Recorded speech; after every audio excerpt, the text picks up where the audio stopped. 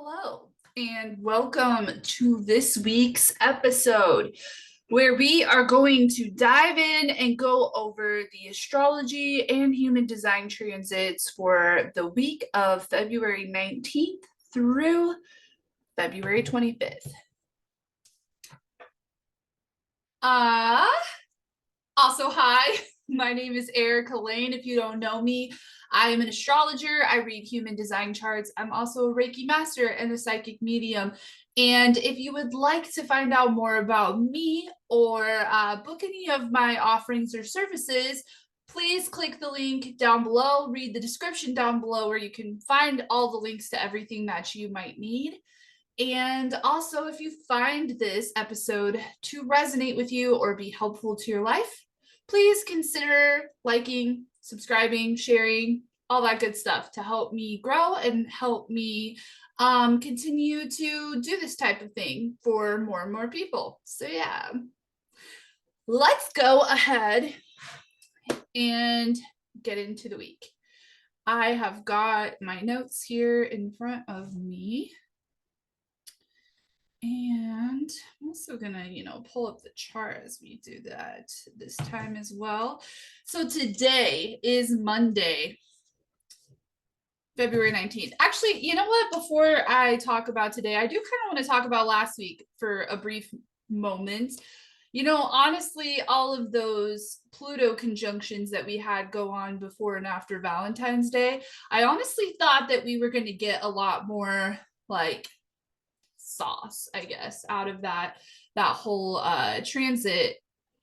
I feel like it's the beginning of an uncovering process, and I feel like we might find out more about the significance of those days in the collective, maybe down the road, maybe not, I don't know, but that's just the feeling that I get.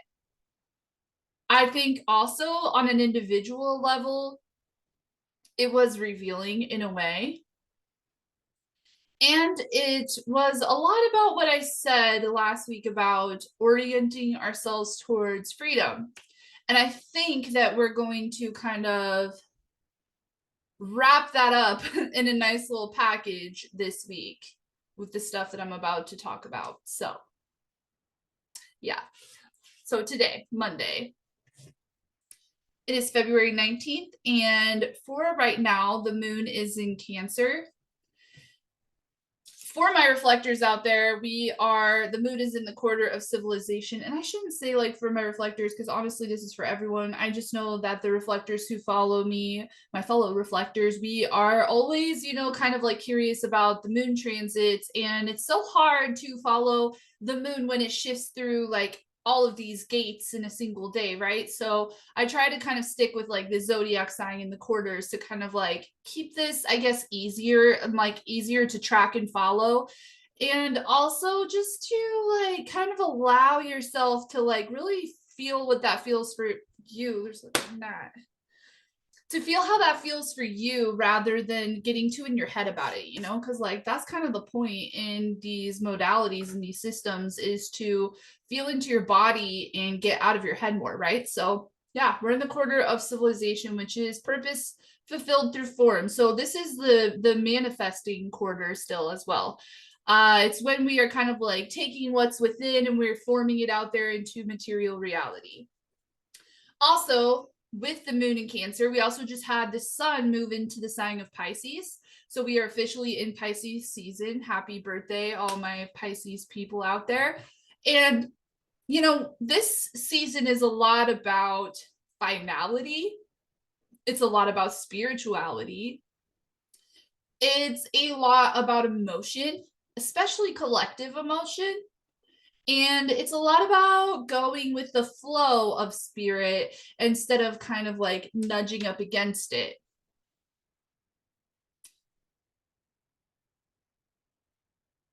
So when I said the whole thing about emotion, we're kind of accentuating that doubly today with the moon in Cancer and the sun in Pisces, right? So we are really kind of like riding this like emotional wave at this point in time collectively. And the moon loves to be in Cancer. The sun doesn't really love to be in Pisces. I mean, it's not that it like hates it, but I feel like it's just kind of like we're about to start a whole new year, right? When the sun goes into Aries. And so sun in Pisces is really just kind of like it's like that end of the year feel, that end of the cycle feel. And then moon in Cancer feels home. You know, it's like this is the perfect time for me to really like settle in and like how do I feel about this whole year? How do I feel about everything? You know, how do I feel into my spiritual connection? How do I feel into my psychic abilities, into my ancestral line, into my connection with, you know, like those who have come before me? Dreams are going to be accentuated, all that good stuff. And then on Tuesday, the moon is still going to be in Cancer, but you know, it's gonna move further into Cancer. It's gonna start squaring the nodes at this point. And you know, that's the Aries Libra axis. And so we have kind of like a cardinal square going on here, especially too when we think about like where we're going into like this more like individualistic type of place and like letting go of people pleasing and all that stuff that we've talked about. It's also like how well are we taking care of ourselves? How well are we tending to our emotions? See, like that's a big part of all of this is like the more that we kind of like shove the way that we feel down because we don't want to feel that way, the more that we kind of actually lose our sense of identity, you know, and like in a weird kind of way our emotions anchor us into like what is reality in a way, right? Because yes, emotions aren't always like logic, they're not always coming from the most like rational practical place. However, there is usually a more rational place that you can get to if you allow yourself to really respect and feel those emotions before you decide to reach some type of like logical conclusion, right? Because actually if you didn't consider the emotions, it might not be as logical or practical as you think it is. I think too that like we want to go towards a place that like is emotionally fulfilling to us. Stupid Nat. Yeah. We want to go to a place that's more emotionally fulfilling to us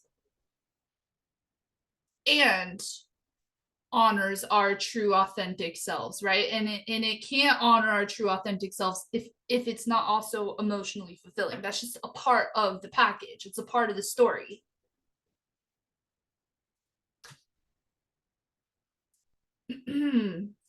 All right, so we get to Wednesday and the moon is going to move into Leo at this point, still in the quarter of civilization, and it's going to oppose Pluto. I want to say too, like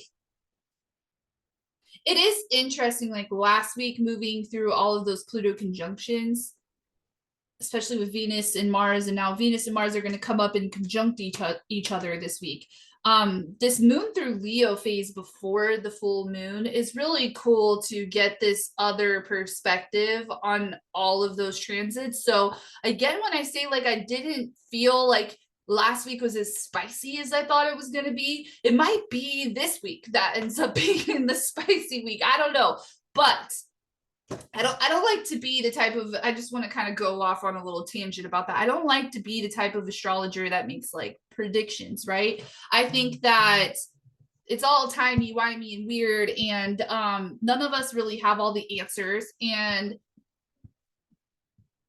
I think that leaving things open for like I want to humble myself to that, right? Like yes, astrology can help get us prepared for what's to come, but ultimately it's not going to sit there and like tell you exactly what's to come. We can go and look at these patterns in the past and look into history and see like what kinds of things were occurring during these transits, but we have never experienced a transit that we are experiencing right now ever before. Like even though we've had Pluto and Aquarius before, was all of these other planets where they are at the same time. Like, no, and there's no way for us to get that exact about these things. With that said, I do think this coming week, with the moon moving through Leo and opposing all of those placements that just conjunct Pluto, we are going to see this other perspective of what that might have meant.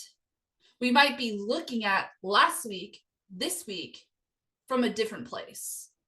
Maybe there's something we missed. And I think you all can agree that maybe on a collective scale, like, I don't know, like maybe on a collective scale it wasn't as spicy as in like the world didn't fucking end, right? But like maybe it was very hectic for you, you know, like I know it was pretty hectic for myself and a lot of the people around me. There was a lot going on. There was a lot of like just like frustration and tension to deal with. And so maybe in the midst of all of that, there was something you weren't seeing as clearly that you're now going to see clearly this coming week. So yeah, Moon in Leo, initially right off the bat, Wednesday morning is going to oppose Pluto in Aquarius. And, you know, when we look at the Aquarius Leo axis, it's a lot about like how you shine, how you stand out amongst the crowd. It's a lot about like what special talent you have that plays a part in the collective.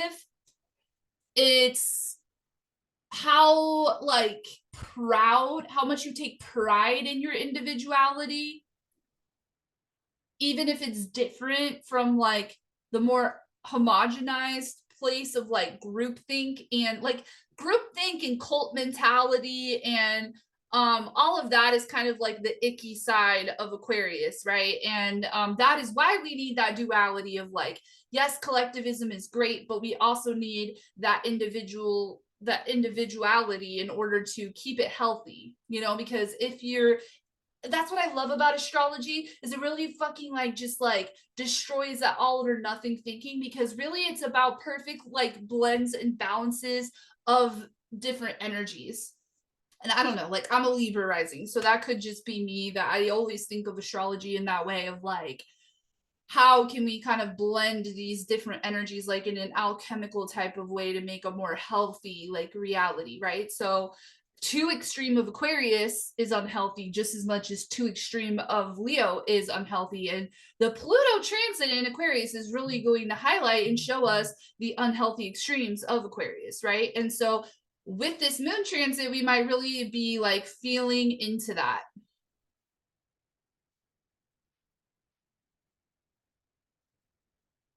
We also might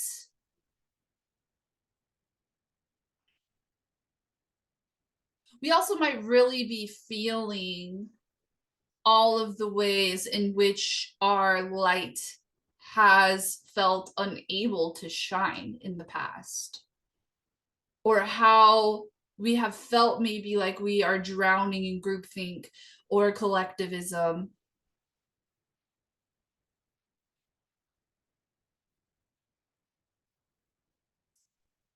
Um, like it might be kind of like a tug of war between like this is what everyone else needs, but like, or like I feel like this is what everyone else needs, but like this is what I want to do.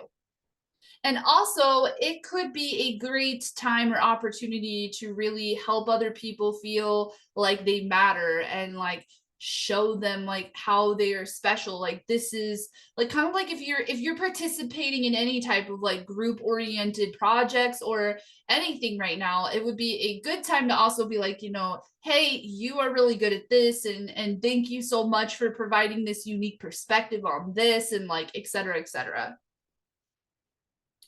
Also, Venus and Mars are officially conjunct on Wednesday. They're right on top of each other on Wednesday, and this is still in the sign of Aquarius. In human design, it's gate 41, which is the gate of like, it's the start codon, right? It's the gate of like anticipation, you know, getting out of that like fantasy world and actually taking like a like a step towards like manifesting this in reality, which I really fucking love actually, because we do have some moon square Jupiter stuff coming up, and I guess just some like square aspects to like Taurus, Jupiter. And so and with Mars and Venus, it's like take action, take a step, take a this thing is popping into my head that I heard of, like, flirt with your dreams. Flirt with your dreams, right?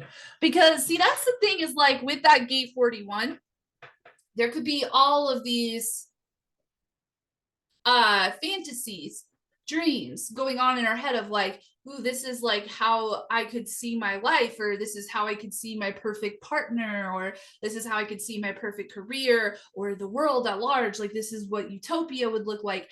And that's all great. But like, when it becomes a problem is if we're just like literally sitting here and just in our head, in our fantasy world, and we are not living a human experience, we're not in our body, we're not grounding these things into reality, we're not taking initiative, we're not taking steps towards these things. So like, yeah, maybe sometimes too, when those things pop into your head, it's like, I would love to create utopia, I would love to have my dream job, I would love to have the ideal schedule for the day, you know. But like a lot of us, which we have Sun in gate 55, which is that mutation taking place, right? A lot of us have been and are still stuck in victim mindset. And I sometimes have a hard time even talking about this because of how touchy of a subject it is, especially out there in the collective right now. But it's the truth. A lot of us are stuck, and it's not even really our own fault, you know. Like, it's again kind of part of this collectivism groupthink trap that also traps us into being in a victim mindset. And then we can use fantasy to escape. We can be like, you know, oh, I'm a victim, there's nothing I can do about anything. Yeah, I have these dreams and these fantasies, and it feels great to just sit there and be stuck in that in my head, and like I can kind of escape my reality and pretend that I'm in this like more idealistic place in my inner world, or in my dreams, in my head, in my thoughtscapes. But I'm too much of a victim, and that seems too far away, and it seems too out of reach to do anything about. Right? Pluto 60, gate of limitation. It seems like it's too out of reach. I'm too limited. I'm too trapped. It's going to be a lot of what this week is really like helping us break out of that paradigm and go like flirt with your dreams, you know. Like, I'm not saying tomorrow you should just go like fucking blow caution to the wind, and that you're gonna, you know, just suddenly have a 10-year plan to get you from where you are now to where you ideally want to be.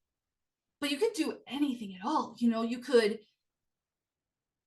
ask someone a question, you could move your body just a little bit, you know. Like, maybe you sit there and fantasize about your dream body.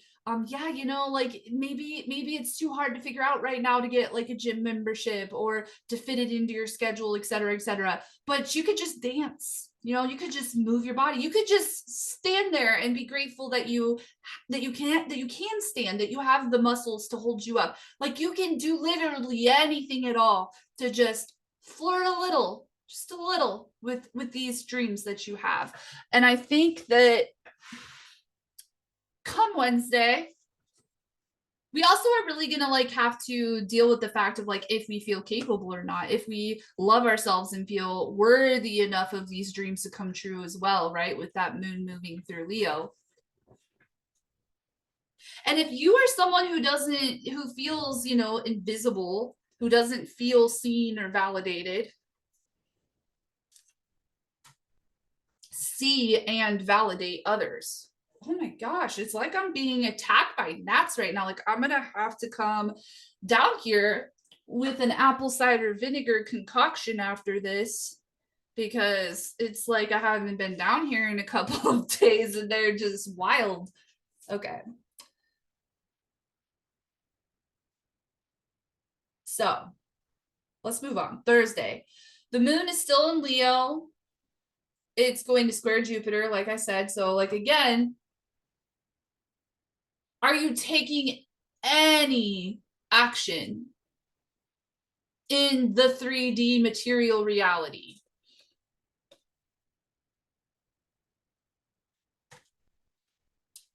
Do you sense that this is possible for you? If yes, great. If not, why? How can you maybe make your environment, because like, a lot of the times they say too, it's like, it's not really about the goals, it's about the environment, that it's about creating an environment or creating systems or creating unique individualistic practices that aid in success for those goals, that nurture those goals, that nourish the soil for these seeds to grow. That's like getting your hands in there, feeling it, smelling it, tasting it. Maybe that's how you flirt with your dreams on this day. Get into your environment, get into your senses with this. As the moon keeps moving, so we got the square to Jupiter, then we've got the trine to the north node. I really love that for, like, again on Thursday, like, help point out what makes other people special, what makes them unique, what sets them apart, what makes them an individual. If someone gives you a compliment, soak it in, like, believe it. Stop whatever you're doing for a moment and just like take some deep breaths and like let these words like resonate within you. And then it's going to square Uranus, and at that point in time, it's like you could get innovative, you could surprise people, you could kind of like break free again from something that maybe you feel has been holding you back. And then on Friday, the moon is going to move into Virgo. In the evening, it's going to also move into the quarter of duality, which is purpose fulfilled through relationship. So moving out of that quarter of like manifesting and like making real and making into material reality, then we're kind of like back into like, okay, what, like how are our relationships aiding or hindering our growth, our progress, our manifestations, how healthy our mind is, like all the things. And when it's in Virgo, it's going to have our minds kind of kick up a notch and be extra chatty and wanting to kind of like, okay, Gemini Mercury is like an outward learning journey. It's like, what can I grab? What can I learn from this and all of this external chatter, right? And then Virgo kind of takes that inward and is like, what do I inwardly have to say about this? Like, what can I find? What kind of information can I find within myself?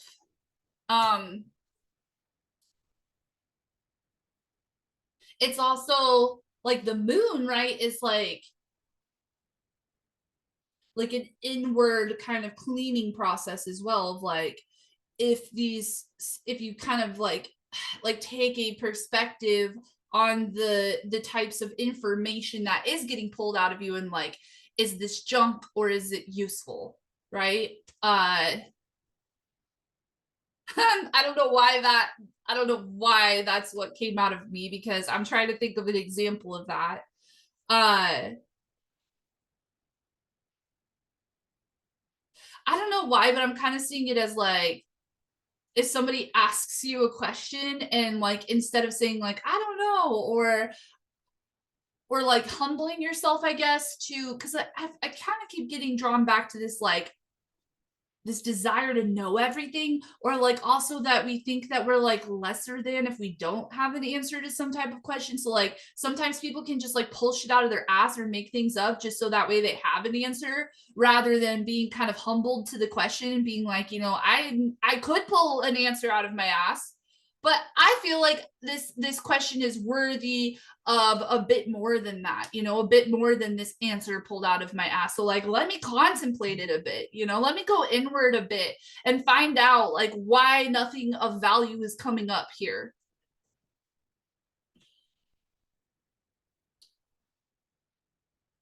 Also on Friday, Virgo, like we said, mercurial rules Mercury, and Mercury moves into Pisces this day.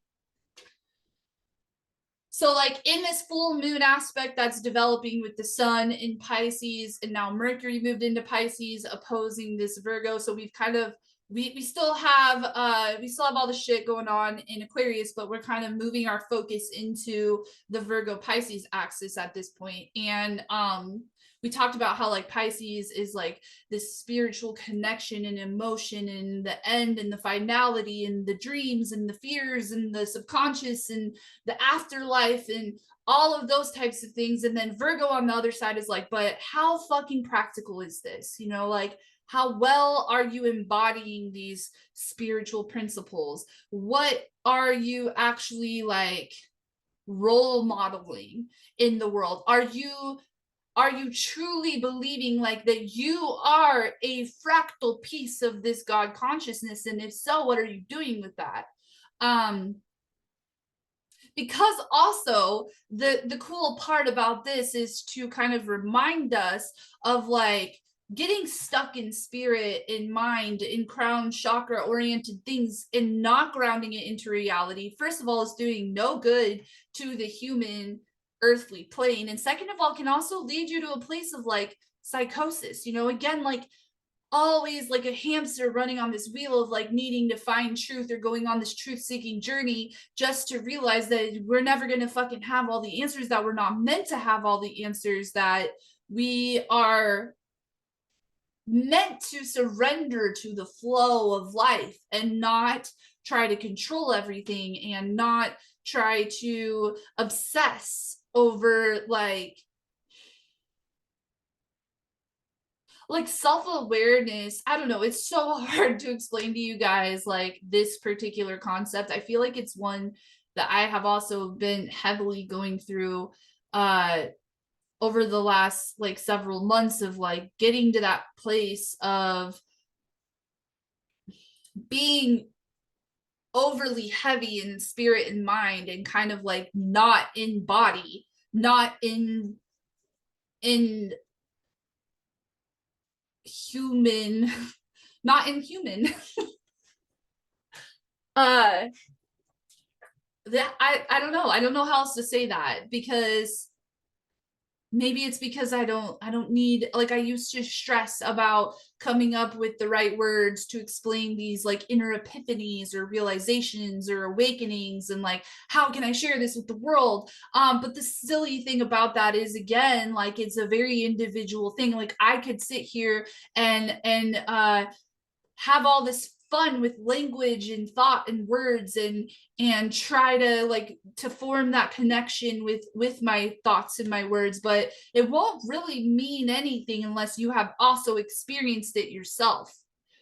And I can't make you have that experience through my words.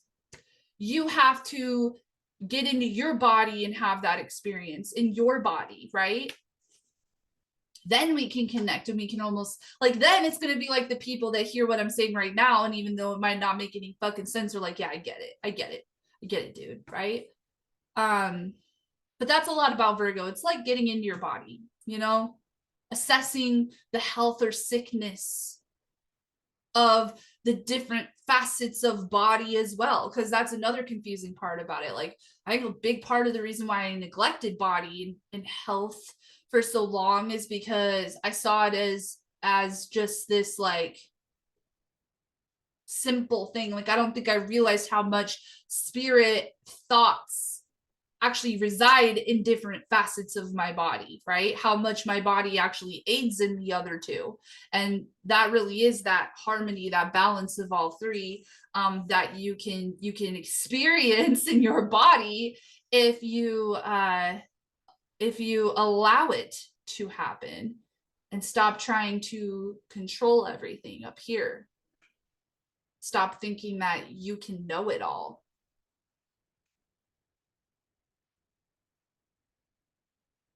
And it's also not about what everyone else is doing, you know, like that's kind of the thing that keeps us trapped in this victim mindset.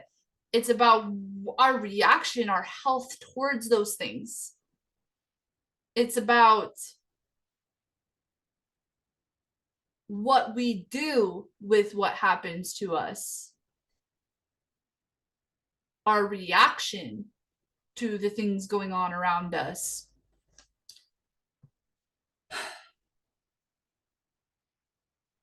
Okay. Saturday, that is when the full moon happens, and it's going to be at like 6:30 a.m.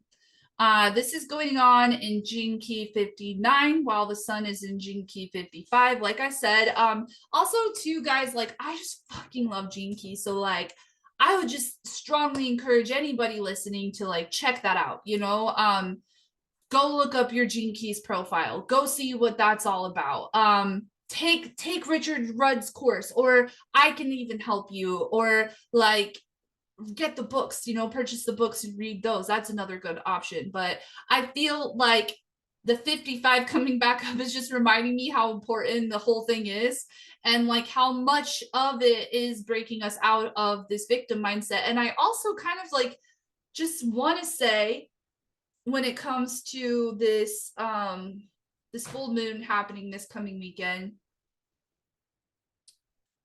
and just the greater change taking place, and the people who might be offended by any talk of victim mindset, like validate, I want you to validate these emotions that arise out of the ways in which people have hurt you and victimized you. But I also want you to realize or take into consideration maybe that there is more to it than that. You don't have to stop there. If you stop there, it doesn't change these hurtful things that are occurring. What changes these hurtful things that are occurring is for you to actually do something about it. And you can't do something about it if you're stuck in victim mindset. Like,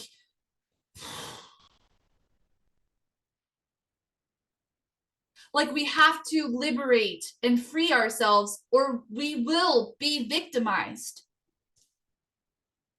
People will take advantage of that. We have to also come together. And in order to come together, we have to jump through a lot of hurdles when it comes to our connection in relationship, right? We can't come together and stand stronger together against these forces if we don't trust each other, if we don't love ourselves enough to love another, if we can't be honest enough in our communication with each other, in honoring our own emotions and our feelings about our triggers and these shadow patterns that we see reflected in other people around us. Like all of that has to get confronted and dealt with. Gene Key 55 is also or 59, sorry, is also about transparency, right? Like I want to go to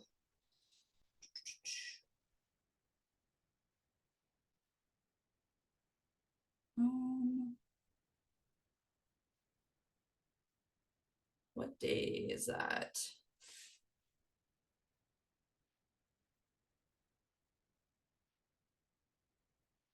Saturday is the 24th. There we go.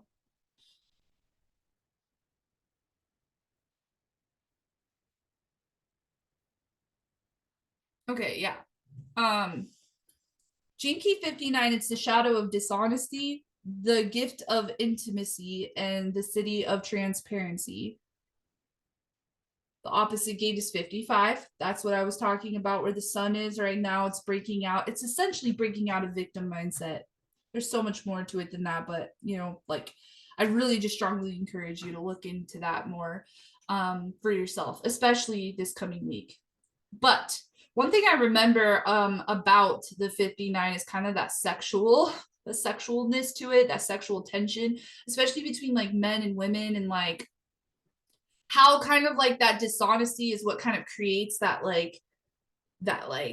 appeal, or that like, ooh, I want to know what's there, what's, you know, what else is there to know about you. And also kind of that front that we put on when we first like when we first start dating someone. We're usually not transparent really about like our truest selves, or kind of putting on a front, or like also a lot of it is to protect ourselves too, you know, to not be so vulnerable right off the bat, kind of keep some stuff hidden and let it kind of slowly come out and slowly trickle out. And it's interesting because you know, it talked, I think, in this chapter about how this kind of happens to like have us procreate with like people that have different genetic makeups from us, and like create difference, you know, like I guess if you know, or you kind of follow that spiritual principle of that, you know, we're like underneath all of this like matrix bullshit, we're all one, you know, we're all interconnected, we are all God consciousness, like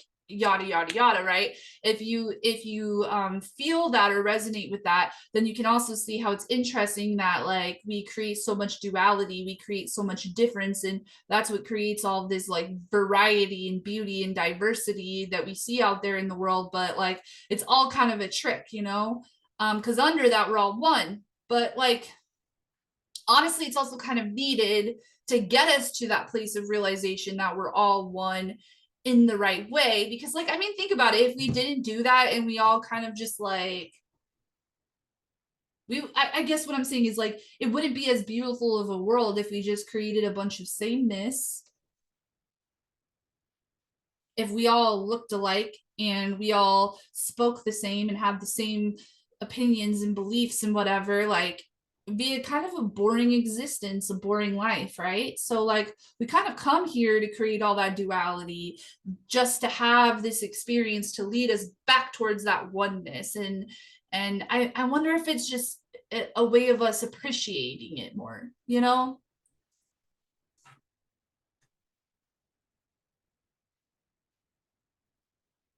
Let's read this part of it as well.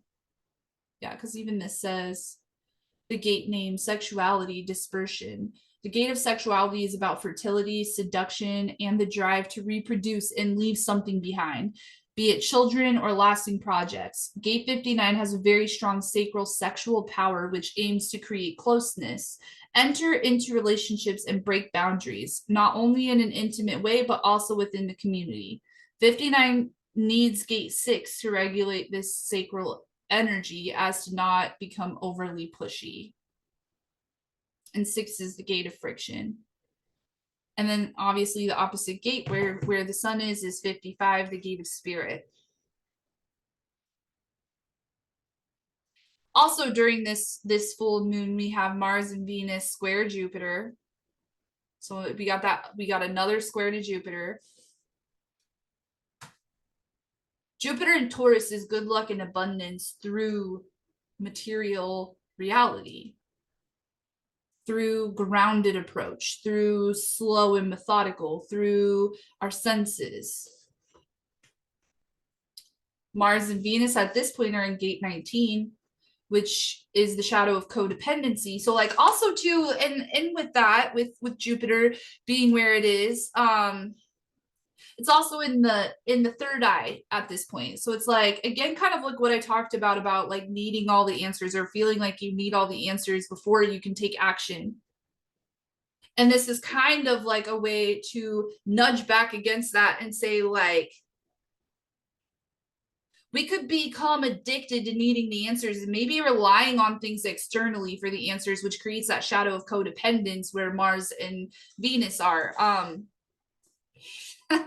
Yeah, as to where Virgo's like, hermit up, you know, it's all within you, it's all there. Like listen to that internal voice, listen to your spirit, feel that connection that you have to the oneness while still being a human individual in this diverse, beautiful landscape that we all get to like look at it like a game. It's fun. We get to play around. We get to like make new things. We get to see things differently. We get to smell, touch, taste all of this while we're alive. We get to really experience it. Like that's spirituality, you know? Spirituality isn't just reading mystical texts and getting stuck in thoughtscape, you know?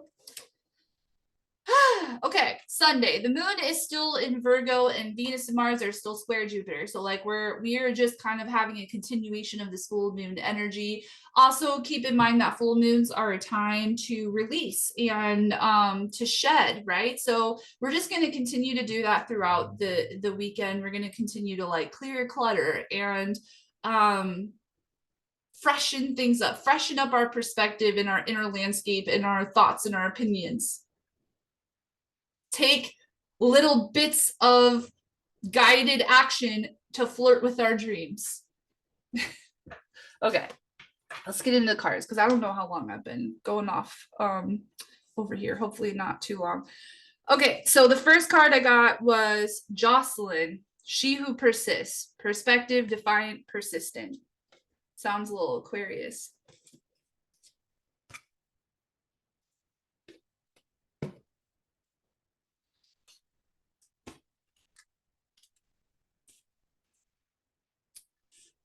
Jocelyn, she who persists, wears a scarf on her head while baring her arms to the world. She will not be pigeonholed by society.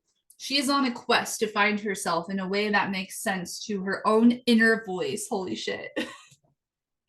Even though others around her try to get her to think a certain way or believe only one set of ideas, Jocelyn refuses to limit her perspective.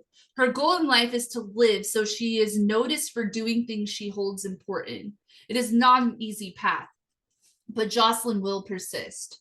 Jocelyn reminds you to take stock in your personal values and to ask yourself what you are willing to do to defend them. Nothing comes easily when she who persists shows up. She challenges you to prove you are willing to put forth the effort for things you believe in. Owning your own power can be frightening. Others may not stand beside you. Will you persist anyway? Will you? Some questions you could ask yourself. What personal values are important to me? Am I prepared to face challenges? How can I own my own power? Beautiful. Okay. Then I got this mildew fairy. I already kind of know what she's about. She's perfect for the Virgo full moon. But I'm going to go ahead and read it to you anyway. I'm just going to read this whole one actually because it's just perfect. Mildew fairy, cleanup time. Oh, here, you guys can look at her too. About the mildew fairy. Some things just look like they're yuck, but they're not. They're very good things, and they can be powerful and helpful when used in the right way. So if the mildew fairy turns up in your reading, it's time to check out what could be profoundly useful for you, which you've dismissed. And this could be an aspect of yourself or an aspect of the environment you're in. It's very important not to try to hide this from yourself or to cover it up. The health of the situation rests upon the degree of openness you approach it with. The mildew fairy speaks. It always shocks me when people think something shouldn't be there, like me. I grow naturally where it's warm and wet, and I love to show you what you may need to take care of. I can do wonderful things. I can be medicine and I can be a parasite too. But all the time I'm showing you what is going on, what you need to change, and whether the conditions are a little too steamy for you. If they are, you can freshen up your environment naturally. Don't clean or use harsh chemicals or bleaches, as you'll kill all that is helpful and good. You see, I turn up when something is unhealthy and you just aren't noticing or getting it. So be thankful for my presence and build a large algae or fungi pond in my honor, or treat yourself to some tasty mushrooms. They are all healthy ways to honor me. And do not step thoughtlessly into that fairy ring. It's all about me being in the right place. Don't ignore me. Right now, something really does need to be cleaned healthfully before it begins to affect you. Divination message. Think of ways to decrease stagnant moisture, stuck emotions, and increase airflow, fresh thinking in your home and environment.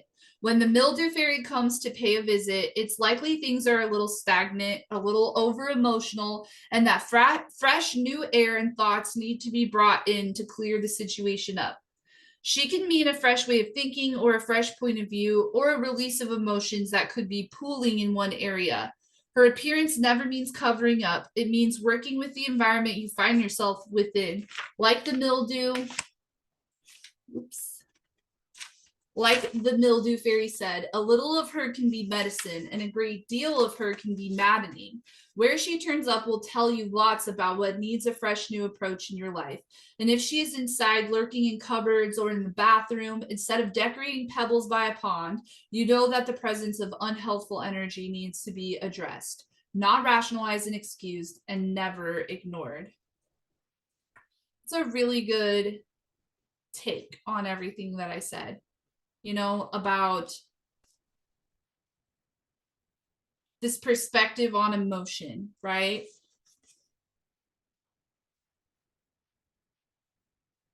The stagnancy too of getting stuck. Okay. Last card, the womb.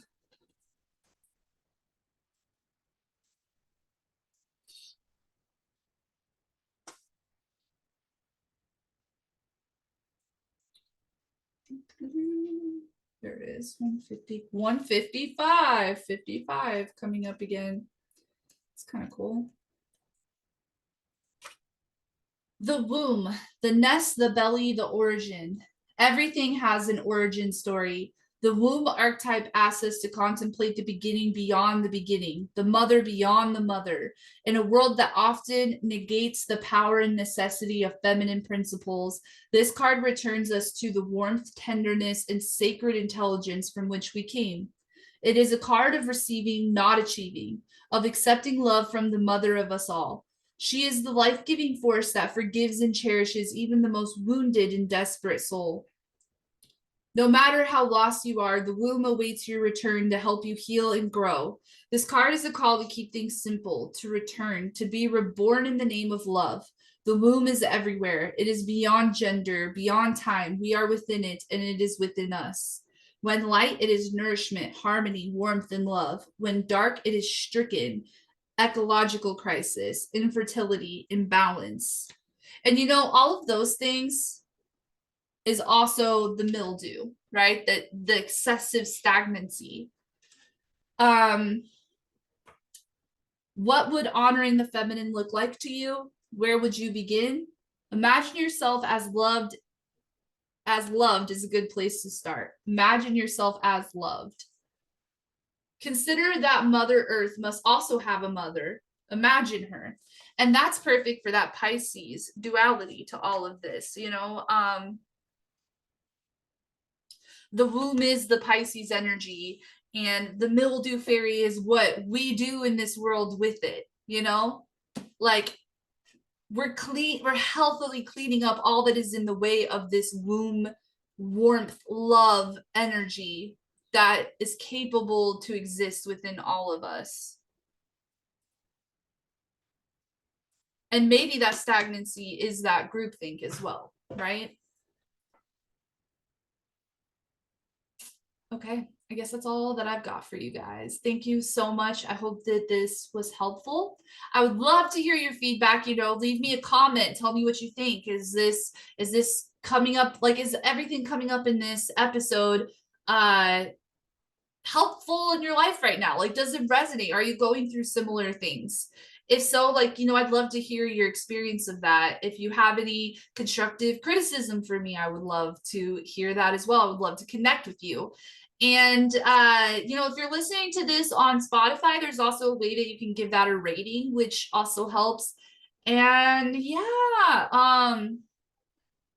that's all I've got. Thank you so much, everybody. I hope that you have a wonderful week and an awesome full moon. And don't forget to, you know, anything that you want to release from your life, burn it. Or even better, with the Virgo full moon being an earth sign, bury that shit, you know, put it in the earth, give it to the earth. All right, bye guys.